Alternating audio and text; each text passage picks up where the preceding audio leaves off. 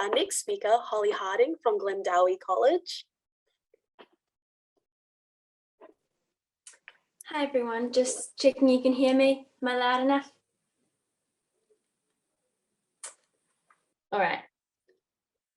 Take note of the people sitting around you. Oh wait, there isn't anyone. Take note of the people around you in your Zoom gallery.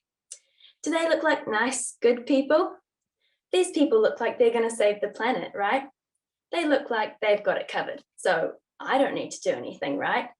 Wrong. If we all thought, yes, the people around me look like they're going to save the planet, I don't need to take action, then guess what? No one in the room would do anything. It is only when we awaken a sense of personal responsibility for our actions and for our planet that we have any hope of saving it. What's threatening our chances of long-term survival on this planet is not simply carbon emissions or deforestation, but the beliefs that allow these things to happen. The greatest threats are the beliefs that you alone can't save the planet, that society as a whole will change without effort from the individual. The greatest threat to the planet is not just the belief that someone else will save it, but that you have to be someone to save it. I, like many others, used to think that to save the planet, you need to be big and famous and powerful. But you can only be big and famous and powerful if you've done something worth noticing, like saving the planet. What a paradox. I even found myself thinking, it's up to the big corporations to change their practices. They're the only ones who can save the planet. But then I realized, big companies don't influence us, we influence them. If we experience a big culture shift in our collective environmental consciousness, companies have to respond. They have to cater to us. Say every single Kiwi stopped buying products containing palm oil. These companies would have to adapt, or they'd go out of business. So, Holly, you say, how do we create a cultural shift towards a better world? Well, humans are a very socially oriented species. Our brains are hardwired to want to fit in with others. When one person, just one person, supports certain eco-friendly beliefs, actions, products, lifestyles, everyone around them subconsciously makes note of it. They'll automatically ask themselves if they should be doing that thing too. As the wise Jim Rohn famously said, you are the average of the 5 people you spend the most time with. This means that you personally contribute to the makeup of other people, who they are, how they think, how they act. If you want to create big cultural shifts towards a better world, start with your own community. This is exactly what Nobel Peace Prize winner Wangari Maathai did. She wanted to combat deforestation while improving the lives of women in her homeland Kenya. So she began an organization called the Greenbelt Movement in 1977. It started off by introducing tree planting programs into communities with little access to natural resources. This enabled women to earn an income planting seedlings, while also alleviating deforestation and soil erosion.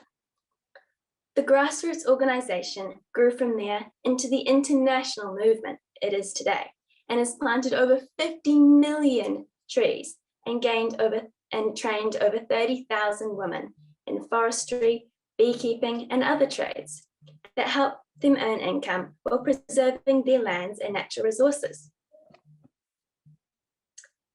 Wangari changed the social culture by empowering women and encouraging self-determination, while also stimulating a national awareness about sustainability. After learning about Wangari's story, I asked myself how I could make an impact in my own community. I wanted to create a legacy, like Wangari's, that challenges the misconceptions that one person, one idea is too little to make a difference. To this end, as part of my school sustainability group, I pioneered an environmental week where we ran activities to teach students and teachers to think and act more sustainably, which included daily quizzes, gardening workshops, and a clothing swap. I consider it a resounding success, not because it changed the world. In fact, it didn't have much impact on climate change or waste reduction at all, really. What made it a success was the sense of personal responsibility and awareness of one's own actions that it invoked in our peers. One of the events was a screening of the Lorax.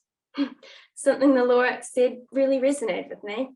Unless someone like you cares a whole lot, nothing's going to change, nothing's going to get better. It's not.